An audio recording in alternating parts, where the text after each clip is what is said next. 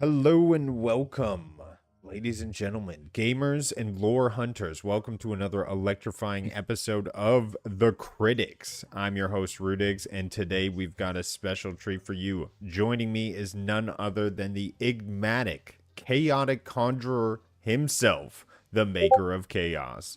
Today, we're diving deep into the dark, twisted roots of Elden Ring's latest DLC, Shadow of the Erdtree. So get ready for a roller coaster of revelations, riveting reviews, and rampant rambling. So buckle up, because this episode is going to be a wild ride through the lands between like you've never experienced before.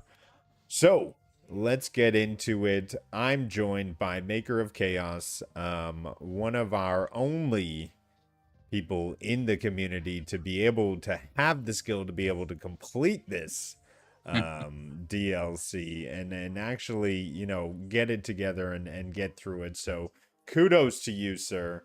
Let's get into what George R. Martin and From Software have joined together to create. So, a basic synopsis: we are going to be discussing and reviewing the Shadow Realm, the Shadow of the Erdtree. So, this is separate from the Lands Between and the main game. Now, completing this changes none of the endings of the main game, and it was actually said that George R. Martin had written about the Shadowlands in the very first submission for Elden Ring. So this is all canon. This is all part of the original lore script. So I just wanted to make those things apparent before we get into this. And the major question we are going to be answering today is, can a DLC win Game of the Year? And so at the end of it, we are going to ask that question. And after our review and all that nostalgia's flying, we're going to see if we can give a clear answer.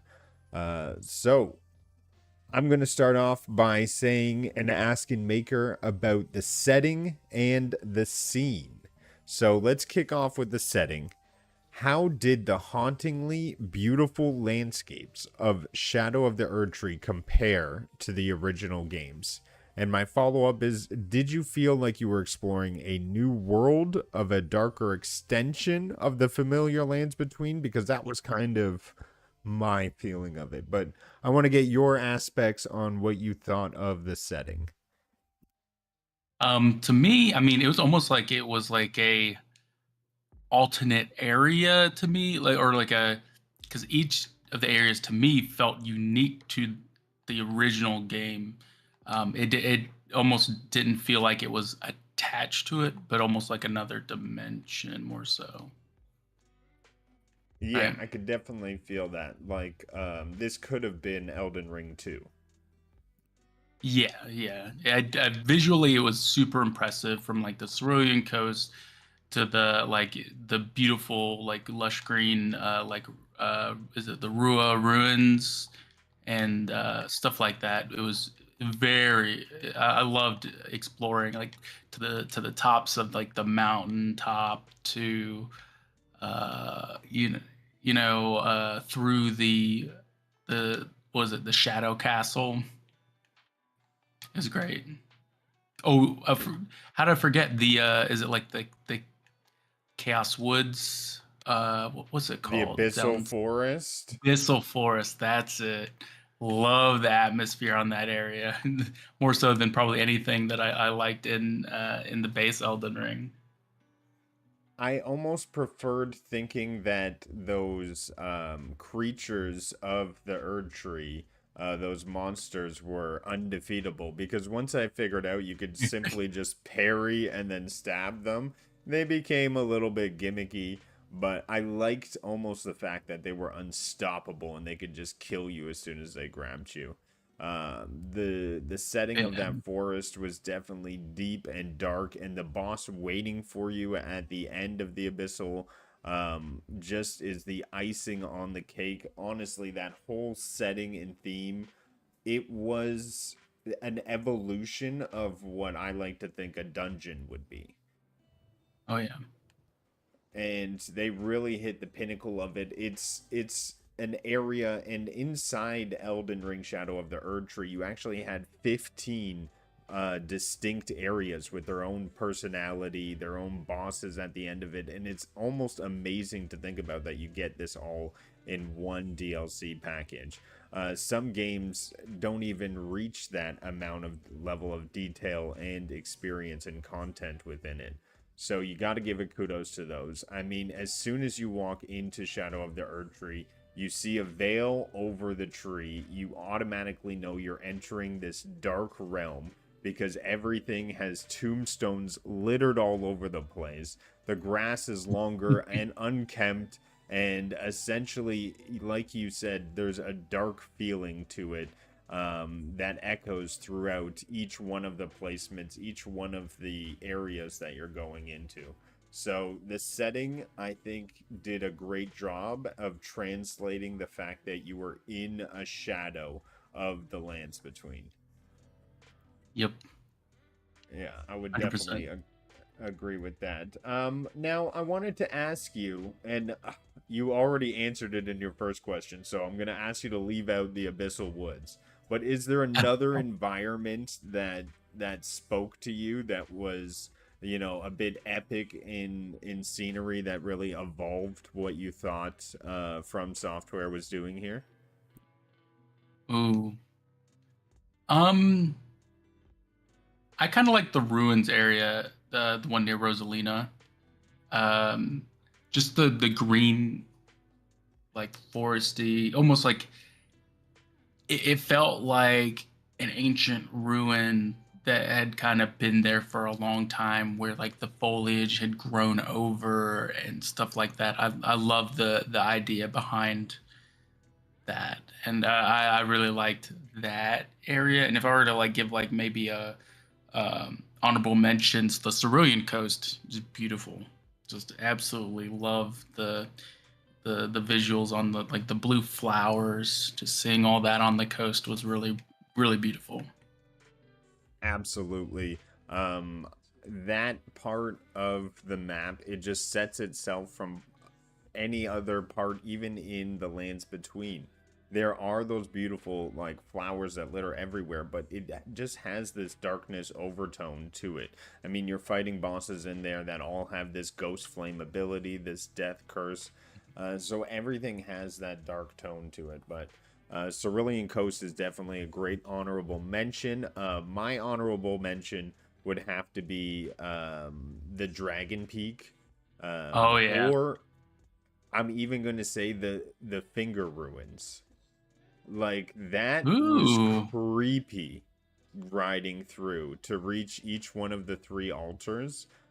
Just having Yeah. all the hands and the fingers sticking out. I almost got goosebumps riding through there. And again, it felt like nothing else they had put in Elden Ring, the main game. It just felt evolved from the lore of the fingers, which is funny to say.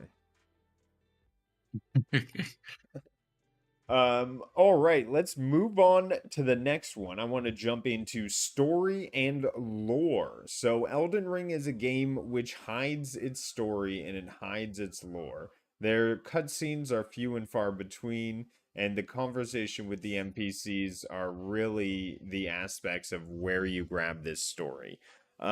I wanted to ask you, did you find the new characters and the plot lines compelling? And was there one of these plot lines that stood out to you? Because it's a relationship storyline between you and the NPCs at the end of the day.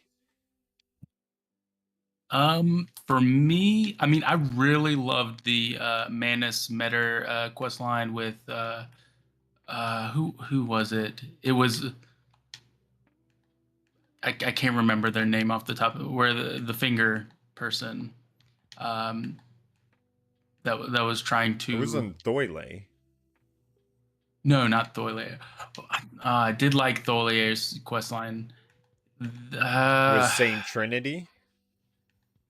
no, Trina, Saint Trina. Yeah, it was Saint No, Trina. no, That was Doyle's. You're yeah, talking about the fingers with Y- who had the finger yeah, quest line? You mean the knight, the Black Knight, the yeah, Dark yeah. Knight?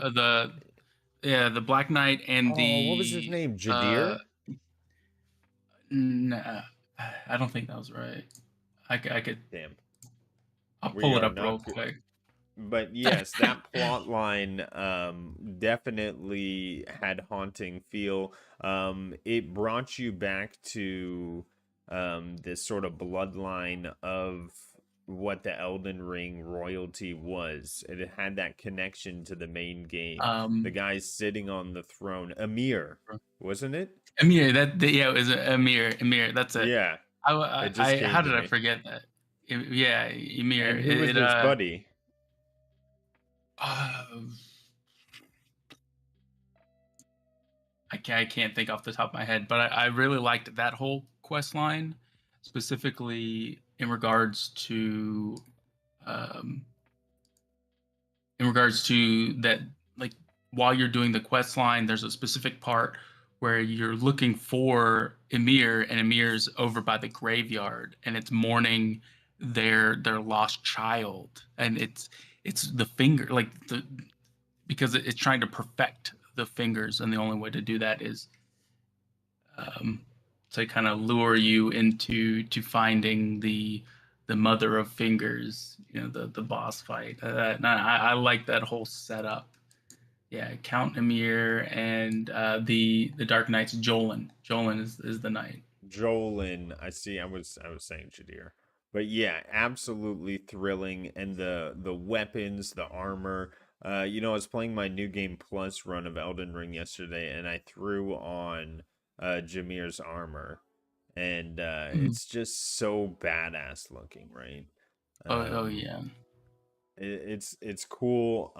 Great storyline, great little adventure and side quest, and all of it optional, right? If you wanted to go through the main game, you don't even have to interact with them, which is crazy to me. Yeah, yeah, and you mentioned the Tholier and Saint Trina. I really like that quest line as well. Searching they're on their search for Saint Trina, and the way that you speak with Saint Trina and have to basically die 5 times to hear her message. I think that's really a really cool method of you know doing a quest line. I didn't quite I wish they had, given you a bit more like background. Like, why did you have to die 5 times? I could understand Um, dying once, but like to die multiple times, it was just kind of like, okay. I guess I'll just do it because this is um, what the guide says. But Well, you're there was, imbibing like the nectar from Saint Trina, and that's what's causing you to. It's kind of like how Tholier is like put into like a deep sleep because of they also imbibed from it. so you have to do it multiple times to be able to reach transcendence, I Yeah, guess, and only people who can yeah. revive themselves can do it. But yeah, absolutely, it was a cool experience to have that side quest. And I would definitely say another one that sticks out that gets the most honorable mention, at least from me, is Bale, right? That journey Oh, through the land of the dragons, a pinnacle yeah, part of Elden Ring to finally, see Igor, right? Or yeah. Egon, that Egon, was his yeah, name. yeah, He wanted to get this, right? He had his revenge plotted in front of him. He just didn't have the ability to take down this dragon, and you're with him along the way, and after each dragon fight he's there and he's cheering you on, and even gives you his spirit to fight the most strengthened dragon, and begs for him to be summoned in the fight. yeah. And honestly, it's just such a strong story that they told in a side quest. And again, like, putting this all optional crazy, and this story obviously hit a nerve with the community. I mean, Oh Bale yeah. and his dragon companion. I mean, that story hit hard with the internet.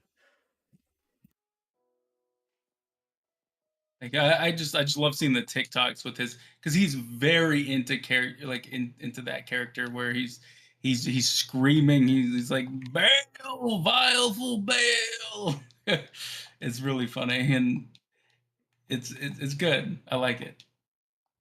Yeah, I think I heard read a story that the actor himself spent a whole day recording all these lines until he got it perfect he really didn't think that it was going to pick up as much as he did because of the lines. But yeah, it's stuck, it's iconic, and it's one of those cool little side quests. Um, but yeah, I wanted to say, was there any revelations that caught you off guard? Was there a quest that you didn't feel good about the ending with these interactions with the NPCs? Um, yeah, I mean, a lot of them I feel like are really sad. That I guess I didn't quite like as much as I wanted to. Like the Jolin part of their quest with their sister that you meet down underneath in the finger kind of shrine. Um, and then I because like to get the sword, you have to give her the what is it, the eyes of Twilight or something. Right. And You have to choose between saving or killing them. yeah, and then just like them saying that they see nothing, or like it's just it's sad. I'm basically dooming this person. And after killing their siblings, right, because they were hunting Yeah. them, like these people do not have great lives. They are not living their best lives. But yeah, that was a pretty sad one. Thoile was another sad quest because all he wanted, or she, I don't even know yet, wanted the love of Saint Trina, right? And in their attempts to obtain that love, they died.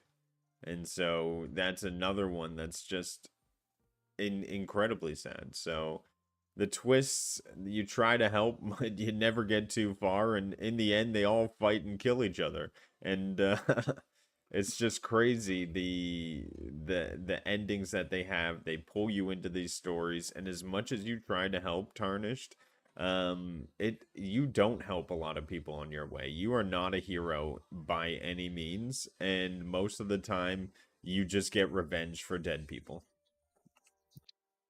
Yep. But I wanted to jump into boss battles. Obviously, one of the highlights of Elden Ring and From Software's formula is their epic boss fights. They were known for Melania, obviously, in the very first Elden Ring and the challenging components of that one. But I wanted to ask you, how did the boss fights in Shadow of the Erdtree stack up? Which boss gave you the most trouble? And which one was the most satisfying to defeat? So for you, I don't know if all of those will be the same, but for me, they're all the same. Yeah, I mean, Radon was easily the hardest one that I fought. I don't know if I would say that was the most I was most satisfied when beating it, because I felt like I kind of cheated out of it based on my build that I ran to beat it. Um, what was the most satisfied I felt? Well, the other ones of note would have been the Rosebud Monster, right, with the Scarlet Yeah, Rots.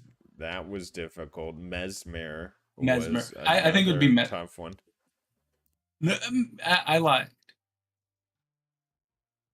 I can't decide if Rolana or Mesmer, because both of those I felt so satisfied after defeating both of them. That's true. Renala was a big shout out because before you get to Renala, you can't get all the skidoo trees, right? And I hate saying that word. Yeah. Um, Well, so yeah, go.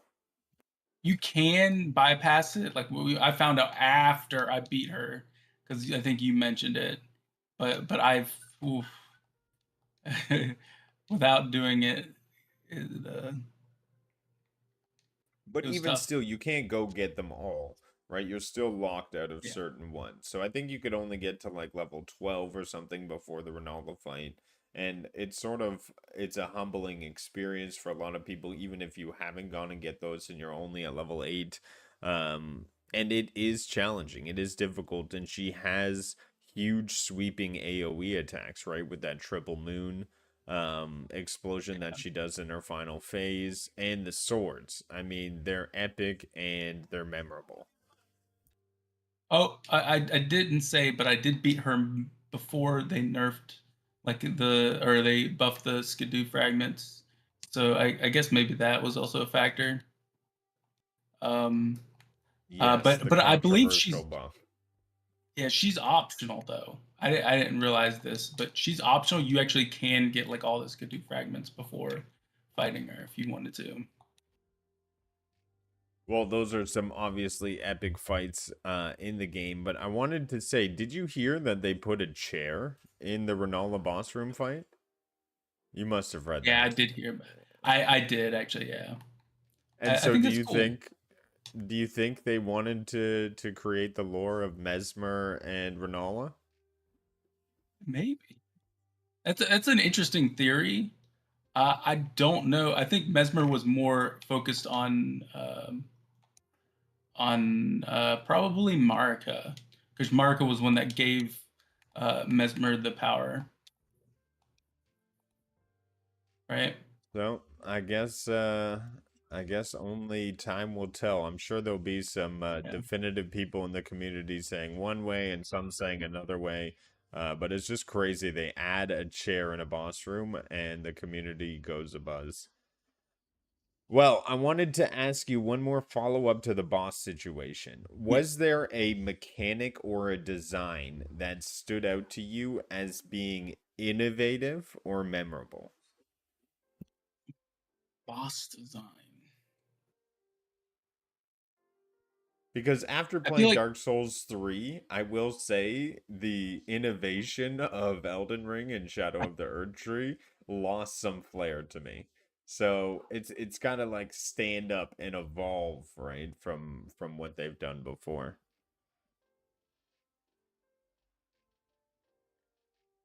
if I were to think boss design,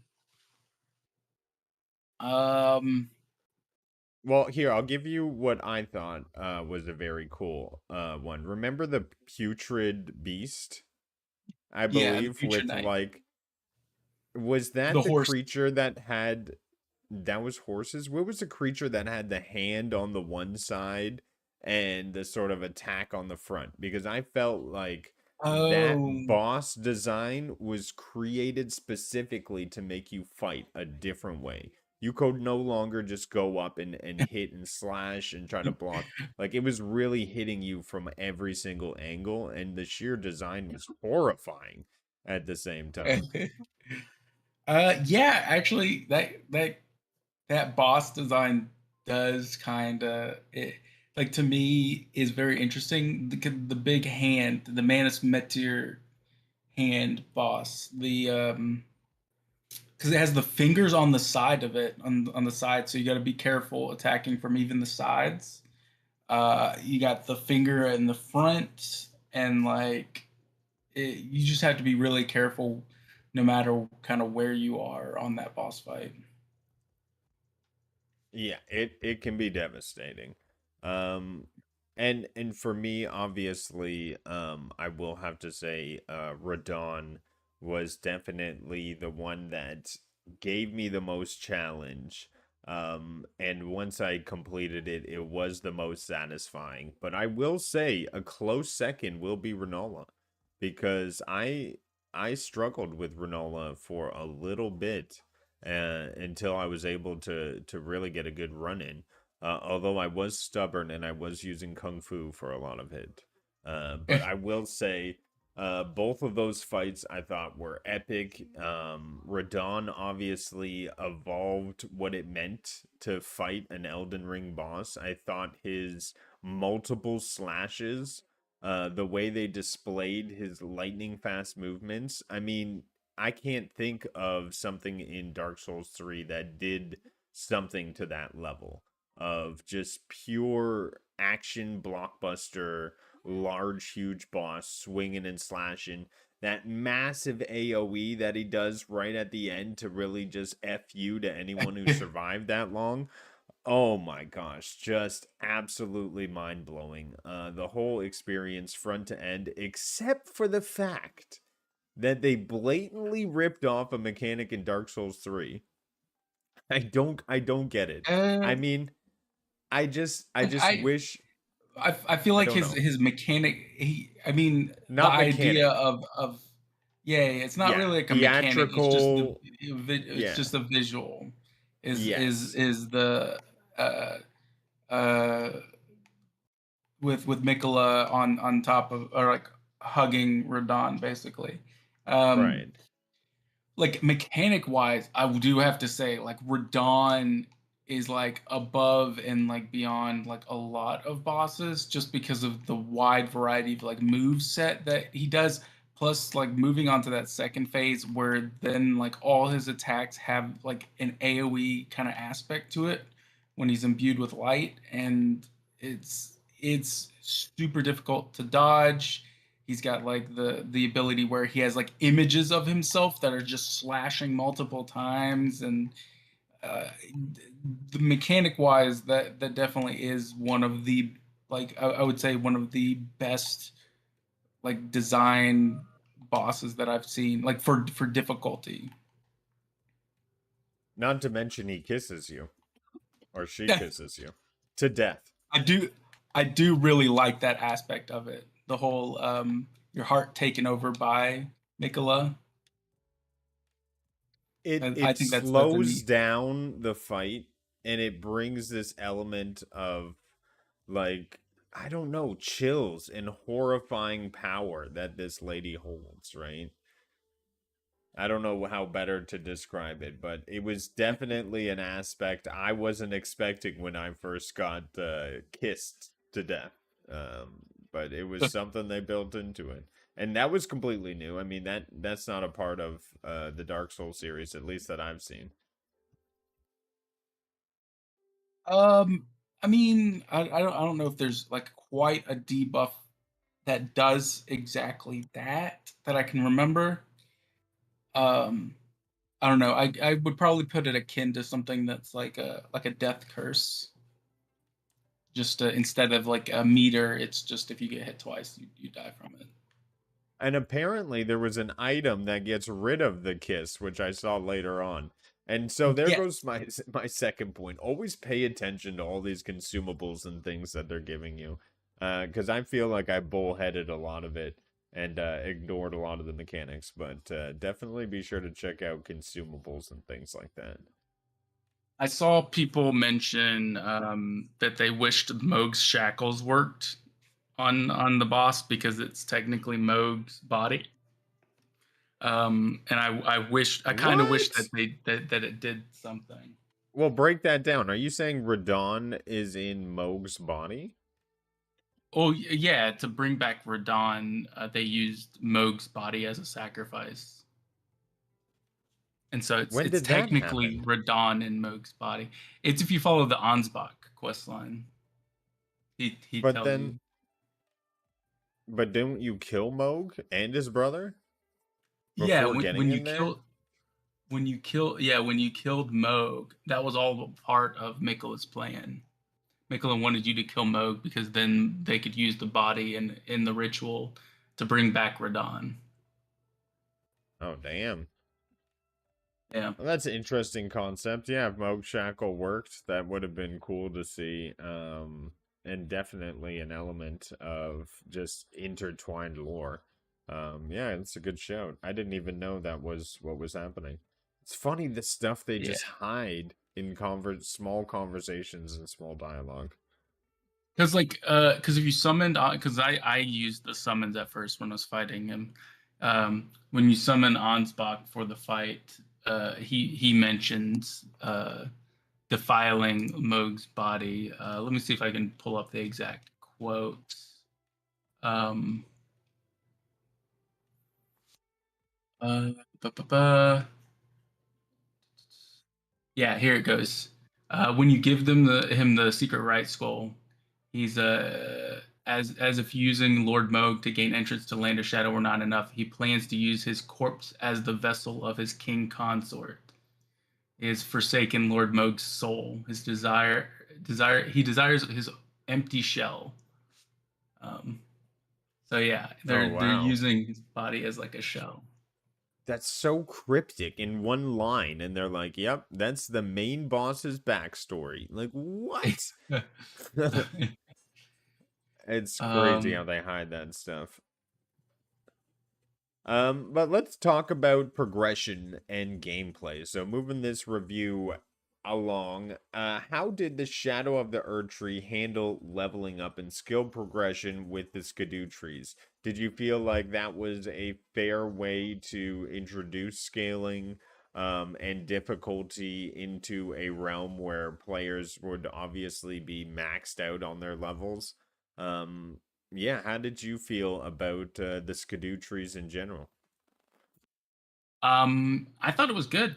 I felt like bosses still provided an adequate challenge throughout as I upgraded. I did not feel that I was ever too strong from the skidoos, or sometimes I'd even feel too weak for bosses, at least especially in the beginning. Um, but it's I I thought it did a good job for that. All right. Well, that is cool. I definitely think the Skidoo trees were necessary. You had to introduce some sort of element, but what I do wish is that Skidoo trees were kind of locked behind certain areas. Like I thought, it wasn't too great for me to just go get Skidoo trees and sort of run and sort of bypass certain bosses. I wish they were sort of connected to bosses. I think that would have been cool. They were connected to some of like the hippos and stuff, but I really feel like some of these bosses, like pivotal ones, I should have gotten like 3 skidoo fragments or like multiple skidoo fragments. I just didn't. I understand why earning skidoo trees wasn't a skill check requirement. It was an exploration requirement. But I would have liked to see the latter. But I get it. They need to I make it accessible. I understood it just because in the base game, I'm the type of player that, like, after my first playthrough, I know where the fragments are, or where all the little upgrade materials are now, so I can bypass that whole first bit, to go grab those items. And similarly with the skidoo fragments, I can bypass and grab those fragments now that I know where to go to do that. Yeah, now that you know, but I get it. I just wish it was more of a skill check than, just go out and find it. That would be my one thing on it, but you pull in one direction and it gives in another. Um, but yes, did you feel that the new weapons and armor, did you want to gravitate towards them? Did they provide a greater edge? Is there any new weapon or armor set that you can point out as being pivotal in the new DLC? Because they didn't give us Um, any runes. No new runes to speak of. yeah. So for me in particular, I really liked the armor. Like almost immediately started using the new armor that I got. And as for weapons, yeah, I started gravitating. Once I figured I could get a black blade, I was like, heck yeah, I'm gonna grab that. And and I did. It was awesome. Um, but I had a great time with the weapons and the things. Other ones that would probably stand out is the, what are they called? The perfume bottles. Those were very interesting, and I used those for the first time, and I like those. Yeah, we know what you did with the perfume bottles. I would say one of my favorite armor sets that definitely evolved the game for me and that I will be keeping on is the Rak. I'm gonna say this wrong. Rakasa. I can't even say Sasha. it. Yeah, that's the one. That's the one that increased your damage. However, it lowers your defenses. I think the trade-off is worth it. Just don't get hit. And there was also the pointy red cap that acted like one of the talismans and it increased your health, stamina, and so I thought that was pretty cool one to keep on. That's Yeah. actually the build that I used for the boss fight. And as for the weapons, a lot of brand new Ashes of War. You had that gravity twisty explosion thing that I used for the final boss fight, which is absolutely broken. The fact I was able to put that on a great sword is just stupid. But it just lets you really play with the weapons and evolve like a really cool play style. I wanted to use nothing but the new weapons, the kung fu aspects. I thought that was really cool. You had the great katanas, now two-handed huge katanas, which was new elements, which those were so much fun. A lot of really cool weapons that I no longer the cool thing about the DLC is all of my old weapons and armor feels like not as good anymore. The cool thing is everything in this DLC feels like an evolution from the main game, and that's why I wanted to gravitate towards it. But that is my fandom on the weapons and the armor. Let's get into the integration with the main game. How well did Shadow of the Erdtree fit into the main game? Did it feel like a natural extension or did it stand out as a complete separate entity? And I will give this question to you. And thanks, Purple Haze, for the comment. You are hilarious as well as funny. So thanks for that one. Um, I think yes and no. I think it felt like an extension, but I also felt like it evolved a bit, like especially with the new like weapon types, armor, and stuff like that. It definitely felt like it could have been a separate game, but at the same time, it directly tied into that first game in terms of like lore and um, different things. Like because you defeating the particular Moog ties in directly with the final boss of this. Um, it kind of makes sense to be a part of Elden Ring. And for me, I felt like there was lore that connected the two stories that can't be ignored. But honestly, it felt like Elden Ring 2. It felt like it could have been a completely different game. You had lore set up, you had NPCs all completely devoid of the main story and just all in a separate group together. Yeah, I definitely feel like this and correct me if I'm wrong, but this is a beating Elden Ring Shadow of the Erdtree was just about as much time as Dark Souls 3 with the DLC. Yeah. So the fact that it was that large, it really just felt like Elden Ring 2 to me. It could have been completely devoid in my mind. I agree wholeheartedly. Like a lot of their other games were like you can beat within like 26 hours. So to me, I mean, yeah, it has less bosses, but I feel like it has a wide variety of areas, things that it potentially could have been its own game. Yeah. Well, correct me if I'm wrong, Maker, but how many bosses does it take to beat the Elden Ring main game? Isn't it only a It's only handful? like three Four? or four. Yeah, yeah, Yeah. like four It's the bosses. same thing with this DLC, right? Didn't you say it was only two or three? Uh, wait, oh, with Elden Ring, the base game? With Oof. game was only four bosses, right? You speedrunned it. No, no, oh no, no, it's more than that. It's Oh, it's more than that. Okay. yeah. So I'm thinking like originally with like glitches, yes, you can like skip and move straight to I think you still have to beat like 3 with glitches, but like without glitches, you're looking at uh 1, 2, 3, 4. five, six,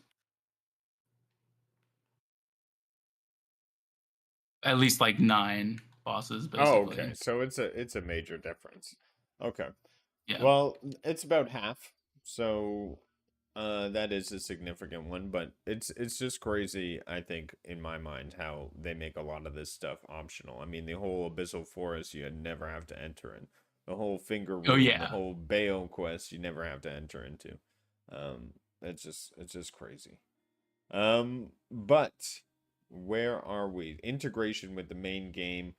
We both feel like it could be a completely separate entity itself, but let's talk about everyone's favorite subject is performance and technical aspects.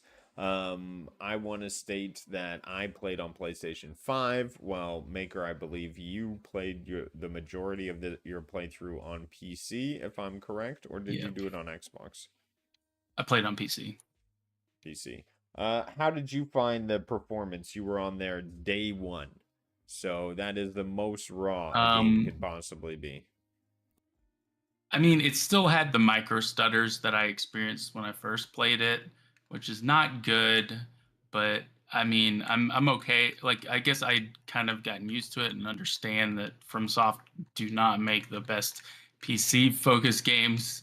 Um, at least if you've ever played the original Dark Souls or Dark Souls 3, the PC versions did not launch great. So, I guess I knew what I was getting into. Well, there you go. Um, but that being said, do you think that their speedy updates corrected all of those like micro stutters pretty quickly? Do you still feel that when you were doing your last play, or do you feel like it had been patched in over the 1, 2 days? I think performance was around the same. It didn't affect it, or it didn't change too much in between. Well, there you go. For myself, I would say the performance was, I mean, absolutely stunning. I don't fall through the maps like certain Helldiver games. I didn't have situations where I felt like the boss had cheated me because of frame drops or, movements that weren't being captured or animations not going through. I always felt like it was smooth playthrough experience from beginning to end. I can't recall of a single crash, a single aspect where I thought it was being frame droppy.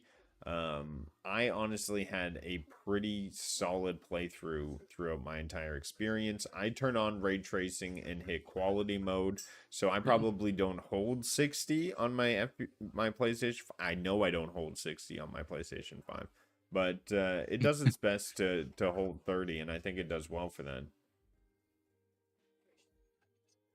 Not until we get PS Pro, am I right? PS5 Pro. But let's Yeah. jump into secrets and discoveries. Now, this may be because I haven't obviously found all the secrets, but to me, the Shadow of the Erdtree had a lot less invisible walls, secret dungeons, secret paths, secret bosses, nothing like Dark Eater Madir, unless no one's found it yet. Just in my mind, I think this game could have done with like a very big secret. Um, some sort of hidden puzzle that you have to solve. But to me, it felt very there. Like nothing was too secret to me. And Elden Ring is typically known for that. How did you feel about the feeling of discovery and the secrets that Elden Ring had put in front of you? I thought it was a fairly good amount of discovery, but that's mostly because I absolutely loved the Abyssal Woods location. Like how you have to first, like it is through kind of a hidden wall where you go through the Shadow Keep, and then um, what's it called? There's like the little grave that you, not grave, but tombstone that you kind of lay in, and then it transports you down underneath, and then from there you have to keep going until you find a dungeon, and then at the very end of the dungeon there's a boss that leads you into the abyssal woods, and I thought that was really cool. Oh, right. Yeah, that's how it did work out. So, yeah, that is pretty goddamn hidden. Not to mention, you don't have to do any of that to complete the main game. Yeah, You don't even have to get to the end of the Abyssal Woods where that crazy madman frenzy boss is. So, yeah, yeah, yeah, you're right. That is a pretty epic secret, that whole Abyssal Woods. yeah. The I what kind of wound upon it on my own and was like, this is so cool. Like that experience that I had where like I found this. Like this is this is really neat. Like I got to the end of it and I was like, there's a doorway behind that boss. Does it keep going? Do I keep going out that way and like find another area? And that's exactly what it was. Yeah, and that boss fight itself was just pretty crazy, to be honest. One of the most Yeah. memorable ones. They show it on the previews and then they lock it away in like the most secret spot ever. I'm like, oh my gosh, you guys are crazy. Um, Hey, Millennials like that too. You know, you have to do like a bunch of like secret. You have to get the secret medallions. You got to do the little puzzle by the Ordina liturgical town, and then transport over to the Halig tree just to get to her area. yep, So yeah, absolutely. and Yeah, she's she she's is the and she's on secret. the And cover. yeah, she's on the cover. Yeah, that's true. I mean, she is one of the most epic ones. I would even say that she is more difficult than Radon. But then again, maybe not. I don't know. It's hard to say. I think it took me longer to Maybe when I beat first bought her. Melania than it did to beat Radon. But it's hard to tell. They're both equally difficult, and that's why they had a war against each other. Elden Ring lore there. But let's talk about the difficulty. Difficulty is a hallmark of a Souls series. How challenging was Shadow of the Erdtree compared to the main game, and did it push you to your limits? Now, Maker, I will say from the outside, it looked like it pushed you to your limits because you resorted to the perfume bottle. It kind of did. I mean, it pushed me to like the Sekiro level of limits where I was like, I will change my build just to beat this final boss. Oh yeah, I did that 'Cause, too. Yeah. yeah, yeah. I had to look up what some busted builds were just to try and see if that would help me beat it. And And that's what I did. yeah, I that found a busted build. It's very similar to yeah, yours, I will say. My build was yeah. busted. But hey, I mean, to be fair, we were also putting that difficulty on ourselves. I probably could have had a lot easier time if I did use my like mimic tier or another summon to help me fight it. Yeah. I'd heard like Black Knife Tish is really good on the final boss, but I didn't want to resort to that, and so you know I had to rise up to that challenge. And that's what the challenge was. I mean, we put a challenge on ourselves not to bring in summons, and to sort of bring that be it Sekiro like aspect to the game where you are one-on-one in the boss, and having to manage all the aggro, having to manage what's going on. So I absolutely think it was a great challenge and a lot of fun Mhm. doing so. And it brought the difficulty up to that From Software standard to me. Although I felt like, again, I was a little bit broken on my Colossal builds because I walked through Mesmer. Oh my gosh, it was just a destruction fest with my Colossal weapon. That Rosebud boss, also very difficult, very cool. But again, it was Renala and it was Radon that really just brought a skill check to a game that I have not seen in a little while. So happy to see that. Well, Stellar Blade did bring a good skill check in. But I will say that Elden Ring definitely kept me locked into a boss for several hours. So they brought the difficulty to Shadow of the Erdtree. One question I wanted to add on here. Radon, Orphan of Kos, or Demon of Hatred? Or wait, Ooh, do you think Ishin Sword Saint is more difficult than Demon of Hatred? I think about the same. I spent probably around the same amount of time on both. Okay, But so I think the thing was I was exhausted by the time I got to Ishin after Demon of Hatred. That like after 2 hours of fighting Ishin, I was just like, screw it. I'm just going to like look up what are good strategies on this, and then I tried that and I eventually beat it. okay, so I would say Demon of Hatred, Orphan of Kos, or Radon Consort. Uh, I'd say Rodon has a slight edge, just a slight one. And over Melania? Yeah, I Radon would say or even over Melania? Melania. Oh wow. Well, there Because you to have it. me, Melania is like easily staggerable. Radon is not. Right, that's true. Um, I wonder if the souls charts have changed for most difficult boss because I feel like Orphan of Kos, Melania, Demon of Hatred, they were around the top three of every single one of those boss charts. So I'd be curious to see if Radon had changed things. And a lot of people actually, I've read articles say Renala is more difficult than Radon, just mechanic Uh, wise, and I'm like, um, I don't I know. read an I don't article think that so. like on subsequent difficulties that they didn't find Radon as difficult, and I kind of can understand that because to me, I realized that Radon, like you spend so much time on him that you learn his move set, and that's why like they were saying Radon wasn't as difficult as Rolana on their second playthrough because they had fought Radon that many times that they kind of got it on each subsequent playthrough.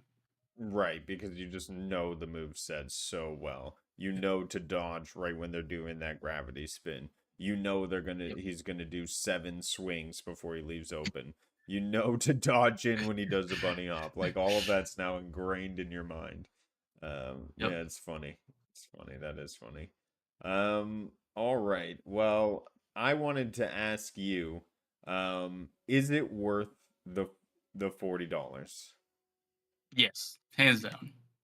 Hands Easily. down. No hesitation. And I would absolutely say it's worth the 53 Canadian dollars. Um it feels like Elden Ring 2 if you're on the fence. This is a massive expansion that rivals a lot of games coming out today that boast full-length experiences. If you haven't jumped on the Elden Ring Shadow of the Erdtree, I 100% wholeheartedly recommend. For me, it is right now sitting as game of the year.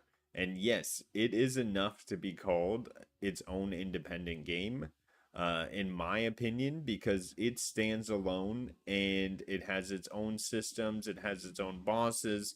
It's a full length experience. And for me, it's Elden Ring 2. And I'm happy that they were able to release it only 2 years later. Great experience, and I think it should win Game of the Year as of right now. So, Maker, I'll ask you the question of the title of this review, and that is: should Shadow of the Erdtree win the Game of the Year? Um, I think if we counted DLC, like, then yes, I think it should. I mean, it's technically my favorite thing that I paid for and played this year, for sure.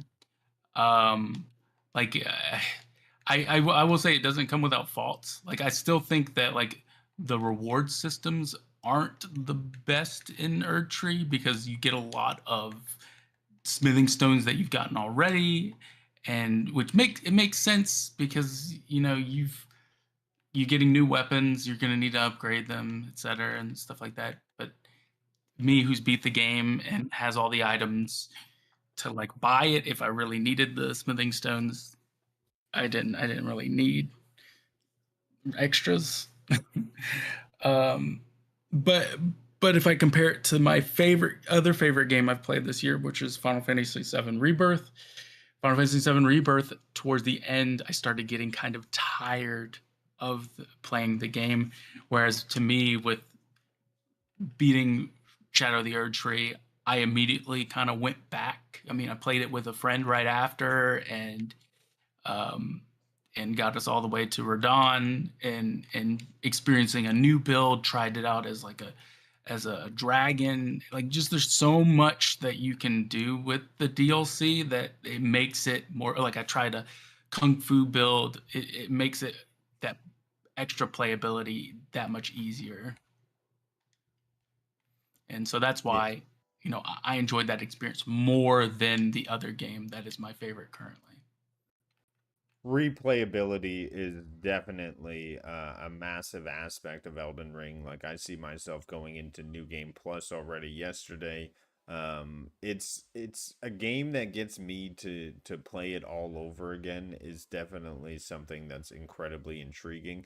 And the fact that they even did a something called a DLC plus, which I don't know what that entails, but it's cool to see that them even upgrading the difficulty of the DLC independently, almost like it's its own separate game that deserves Game of the Year. But that is a different opinion. But I wanted to wrap things up on how you would rate Shadow of the Erdtree overall. Is it a must play for Elden Ring fans, or does it fall short of expectations? Let me know what your rating is. If you want to give it a number rating out of 10, 100, and your reasoning behind it, now is the time. Yeah, I would give it a 9.5, and that's mostly due to technical issues and just the reward system maybe not being the best for like a. I think you mentioned this before. Like the forges feel like they're missing like a boss. I think if you had added like Agreed. a small little boss at the end, that would kind of piece it together really nicely. Everything else, I just have no complaints. I absolutely highly recommend it. If you loved Elden Ring, you'll love the Elden Ring DLC, and recommend picking it up. And am I going to get a number score out of you? Oh, 9.5. 9.5. Wow. Oh, it's like, what could they have possibly done to give you that extra point 0.5? Made the forges more unique, bring a little boss into it, maybe make the reward system a little bit better. You get new items. But yeah, I can see where there's some downfall. Um, but for me, I will have to say, definitely one of the pinnacle experiences of the year. It was didn't fall short of expectations. There was a lot of hype from it, and it drew me in playing every single day. After the launch, I was there front row and center, the morning of it dropping. I just loved it. Loved more Elden Ring. Makes me want to play more of it. Replayability is up there. Uh, I hate always giving 10 out of 10s, but From Software, you did it again. You gave me one of the highest highs of the year in defeating the final boss on stream. It was just an all-around epic experience from front to end. Yes, there was some design flaws I may have not agreed with on From Software, but I mean, as a complete package, they hit it out of the park. Except for that final AoE attack. Like, what the hell is that? Come on, you're gonna blow up the entire screen with your faith blast or whatever that was. But absolutely great experience. Chef's kiss for Elden Ring Shadow of the Erdtree. And there you have it. My excitement on screen right above as I completed the game. That's the kind of highs it gives you, and that's why I keep coming back to this genre. Absolutely amazing. So, there you have it, folks. A deep dive into the shadowy depths of the Shadow of the Erdtree. A massive thanks to the maker of Chaos for joining us today and sharing his insights.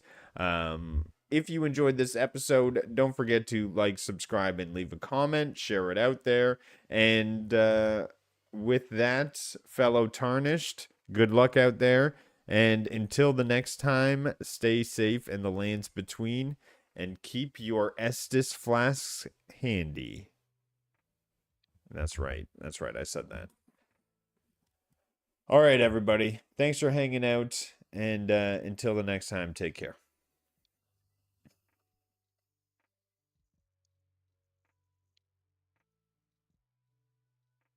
All right.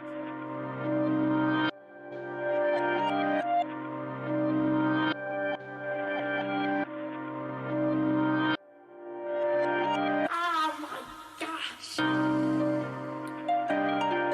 Grove. Grove. Grove. Why try to believe in me? Why try do I even need to? I die with the season leaves. I glide with the season breeze. True, my mind so easily spooked. I ride just to be the me. Oh, finds hype super decently smooth. Nice type, but as sick as beats. Groove, groove, groove, groove, groove, groove, groove, groove.